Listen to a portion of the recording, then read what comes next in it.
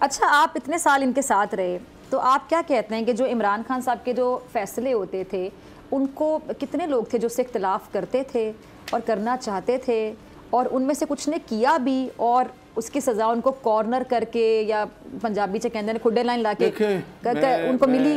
میں آپ کو بتانا چاہتا ہوں یہ کچھ دن پہلے فیاض الحسن چوہان نے بھی پریس کانفرنس کی ہے، بڑا وہ اندر کا جو بوجھ تھا انہوں نے نکالا. خیر ان پہ لوگ تنقید بھی کریں پہلے خاموش کیوں رہے، لیکن وہ کہتے ہیں کہ مجھے تو شہباز گل صاحب انٹر نہیں ہونے دیتے تھے. میں آج بھی وہ باتیں کرتا ہوں جو میں وہاں پر گورنر ہاؤس میں ہر بندے کو بتایا کرتا تھا. ٹھیک ہے، کوئی میں نے کبھی جو بھی میں سمجھتا تھا کہ چیزیں ٹھیک نہیں ہو رہی میں اپنی رائے کا اظہار بھی کرتا تھا. میں تمام اپنے جو کولیگز ہیں ان کے نوٹس میں لاتا تھا. میں پریزیڈنٹ آف پاکستان کے نوٹس میں لاتا تھا، اس لیے کہ میں سمجھتا ہوں کہ وہ ایک سمجھدار شخص ہے. لیکن اصل بات یہی ہے کہ میری بات سنیں، میں لوگوں کو بھی کہتا ہوں کہ ہم نبی جو ہوتا ہے اس کو کسی سے مشاورت کی ضرورت نہیں ہوتی، اس کو تو اللہ کی طرف سے احکام آتے ہیں. اور پھر ہمارے نبی حضرت صلی اللہ علیہ وسلم جو کہ امام الانبیاء تھے، خاتم النبیین تھے، رحمت للعالمین تھے، مجھے بتائیں کہ ان کو کیا ضرورت تھی مشاورت لینے کی.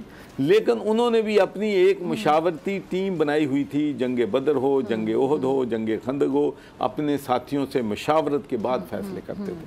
تو بھئی کوئی بھی دنیا میں نہ کوئی ادارہ، نہ کوئی بینک، نہ کوئی بزنس، نہ کوئی پولیٹکس اس وقت تک نہیں چل سکتی جب تک گڈ ٹیم نہیں ہوتی.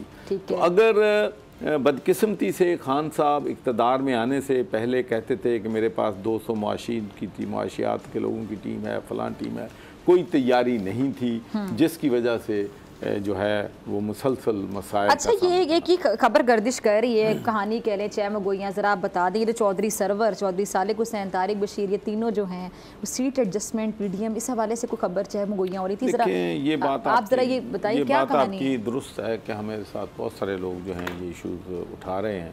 جی جی. پہلی بات تو میں یہ کہنا چاہتا ہوں کہ جب میں شامل ہوا تھا پاکستان مسلم لیگ میں تو بالکل کلیئر کٹ یہ فیصلہ ہوا تھا کہ جو بھی نیگوشیشن ہوگی دوسری جماعتوں کے ساتھ اس کو میں لیڈ کروں گا. ٹھیک ہے.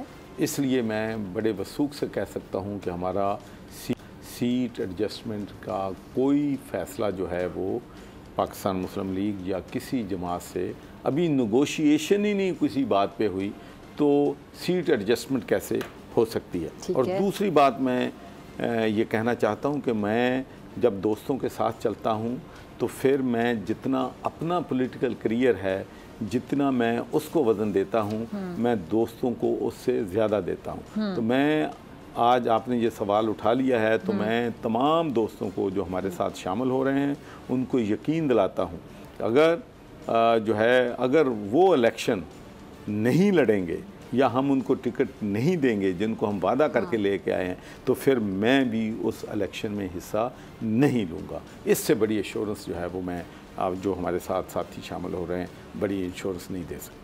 آپ حصہ نہیں دیں گے، آپ یہ کہہ رہے ہیں؟ نہیں، ایسا وقت نہیں آئے گا. اس لیے کہ ہماری پارٹی نے جمہوری طور پہ فیصلہ کرنا ہے تو ان کو کمفرٹ دینے کے لیے میں یہ کہنا چاہتا ہوں جن کے ذہن میں شکوک و شبہات ہیں جس طرح کی چھ مگوئیاں سن رہے ہیں وہ بالکل جن لوگوں سے ہم کمٹمنٹ کریں گے ہم نے زندگی میں کبھی کمٹمنٹ کر کے ڈس آنر نہیں کی. ٹھیک ہے جی. چلیں اگر آپ کو یہ ویڈیو پسند آئی تو سبسکرائب کریں اور بیل آئیکن پر کلک کریں. انتظار تھا نا، چلو اس بار وہ کرتے ہیں جو اس سے پہلے کیا ہی نہیں. قسمت کی آنکھوں میں آنکھیں ڈال کے جیتنا ہوگا. سب میں شیر جیسی راہ، ذرہ ذرہ بھی ہر کنٹیسٹنٹ کو لگے گا پہاڑ. لڑکھڑانا نہیں ہے، کھول دو اپنے پنکھ اگر آسمان چھونا ہے. ابے لگ رہا ہے یہ سب پہلے بھی کہیں سنا ہے. انٹرٹینمنٹ کی گارنٹی جناب، کیونکہ یہاں کھیلو گے کودو گے تو بنو گے نواب. خوش رہو پاکستان.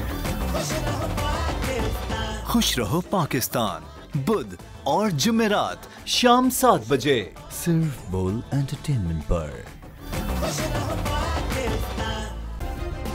سبسکرائب کریں اور بیل دبائیں تاکہ کوئی خبر رہ نہ جائے.